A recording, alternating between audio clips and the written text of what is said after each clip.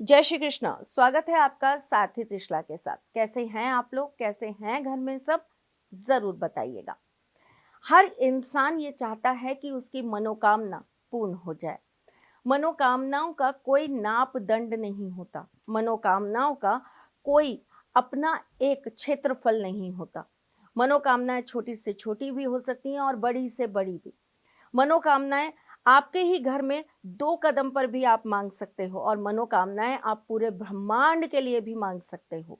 तो मनोकामनाओं का कोई भी माप ही नहीं है। बस मनोकामनाएं मन में आनी चाहिए। तभी तो कहते हैं मन में उपजी हुई कामना, उसे कहते हैं मनोकामना। और मनोकामना को पूर्ण करने का काम हमारे मनमोहन बहुत अच्छे से करते हैं। क्यों? क्योंकि वो सबके मन की बातों को बहुत जल्दी पढ़ लिया करते हैं। पूजा, आराधना, उपाय, टोटके हम सब जीवन के अंदर अपनाते हैं, लेकिन मजा तो तब है जब आप मन में कोई बात कहें और वो आपके आराध्य तक पहुंच जाए। मजा तो तब है जब आप गोविंद के सामने खड़े हों और वो आपकी आंखें पड़ जाएं। लेकिन कभी कभी क्या होता है कि हमारी कुंडली, हमारे ग्रह नक्षत्र हमें इस तरीके से बांध देते हैं कि हम अपने ईश्वर से भी संपर्क नहीं साध पाते। हमारे और हमारे ईश्वर के बीच में एक दीवार आकर खड़ी हो जाती है। अब आप कहेंगे कौन सी दीवार? हमने तो देखी नहीं, ईंट की है, मिट्टी की है, सीमेंट की है।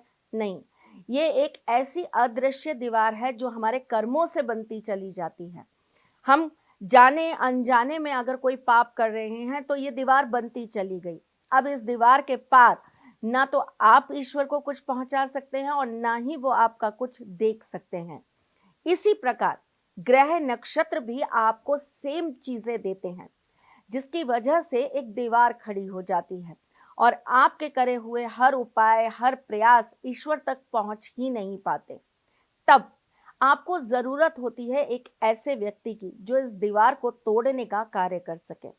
और आप लोगों के प्यार से और ठाकुर जी के आशीर्वाद से बहुत सालों से मैं ये कार्य आपके लिए करती आई हूँ। आज फिर करने आई हूँ, क्योंकि आपकी एस्ट्रोलॉजर हूँ, वास्तु शास्त्री हूँ, चेहरा भी पढ़ती हूँ, आवाज भी पढ़ती हूँ और हाथों की लकीरें भी पढ़ लेती हूँ। क्योंकि आपकी सारथी हूँ, इसीलिए आपको जीवन का ये छोटा छोटा सार समझाने चली आती हूँ। नित्य नियम से करे हुए कर्म हमारे जीवन में कहीं ना कहीं हमें ईश्वर के साथ जोड़ने का कार्य करते हैं और हमारे अच्छे ग्रह हमें उनके पास और जल्दी हम पहुंचा देते हैं, हमारे कर्मों को उनके साथ जोड़ देते हैं। जैसे कि कुंडली के अंदर अगर गुरु बृहस्पति अच्छा होगा तो आप कुछ भी करेंगे आप तुरंत ईश्वर की नजर में जरूर आएंगे। आपकी कुंडली में शुक्र अच्छा होगा, आपका किया गया प्रयास ठाकुर जी के पास आपकी चीजों को बहुत जल्द पहुंचा देगा। इसी प्रकार हम जब कुछ विशेष दिन पर कुछ उपाय करते हैं या कुछ विशेष सामग्रियों से कुछ उपाय करते हैं तो भी हमें ठाकुर जी के करीब जाने का एक मौका मिल जाता है। जीवन से प्रेम चला गया, कोई रूठ कर चला गया, किसी ने आपको ब्लॉक कर दिया या किसी का आपसे संपर्क बिल्कुल खत्म हो गया, किसी का आपके जीवन के साथ बहुत गहरा रिश्ता था और आज वो आपसे अजनबी हो गया।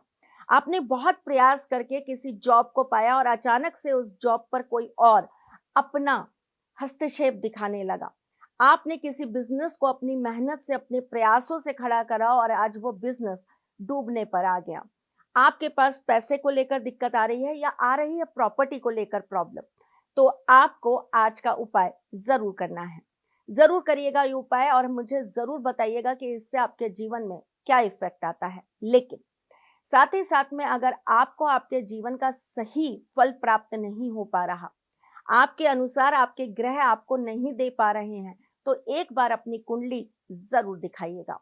कुंडली दिखाने के लिए दिए गए नंबर्स पे कॉल करिए, व्हाट्सएप करिए, मैसेज करिए और अपनी अपॉइंटमेंट बुक कराकर ही कृपा कर कर बात करिए। चलिए जी, आज का महासारथी उपाय बता देती हूँ, लेकिन इससे पहले एक छोटी सी चीज बताती हूँ।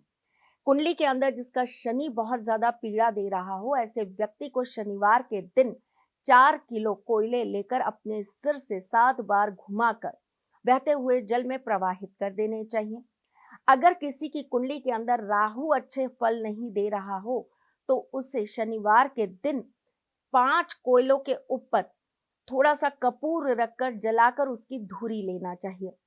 अगर किसी के जीवन के अंदर बहुत ज्यादा दिक्कतें आ रही हैं तो उसे शनिवार के दिन कोयले किसी धोबी को, प्रेस करने वाले को दान कर देने चाहिए। छोटी छोटी चीजें हैं, करके देखिए, इससे जीवन में परिवर्तन जरूर आता है। अब बता देती हूँ आपको सर्व मनोकामना सिद्धि के लिए करा गया ये एक छोटा सा उपाय। आपको एक व्हाइट पेपर ले लेना है और ये कार्य आपको शनिवार के दिन करना है। उस व्हाइट पेपर के चारों कोनों पर आपको लिख देना है अंक 6, 9, और ये आप लिखेंगे किसी कोयले से।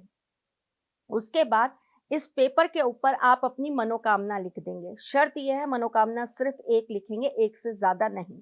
जो भी मनोकामना है उसे प्रेजेंट टेंस में लिखिएगा और उसके बाद इसे फोल्ड कर दीजिएगा। इसे ले जाकर पीपल के पेड़ के नीचे रखिएगा और इसके ऊपर करीबन 1 मुट्ठी चीनी रख दीजिएगा। वहां से हाथ जोड़कर प्रार्थना कर कर वापस आ जाइएगा। आपकी मनोकामना अति शीघ्र पूर्ण हो जाएगी और जैसे ही मनोकामना पूर्ण हो जाएगी आप मुझे जरूर बताएंगे। मैं फिर आऊंगी कुछ नया, कुछ अलग, कुछ अद्भुत लेकर। तब तक के लिए मुस्कुराते रहिएगा, रिश्तों में मजबूती बना के रखिएगा, अपने साथी के साथ यूं जुड़े रहिएगा, प्यार देते रहिएगा, प्यार लेते रहिएगा। ख्याल रखिएगा अपना और उनका जिनसे आप प्यार करते हैं। मैं जल्द आपसे मिलने आऊंगी, तब तक के लिए राधे कृष्ण।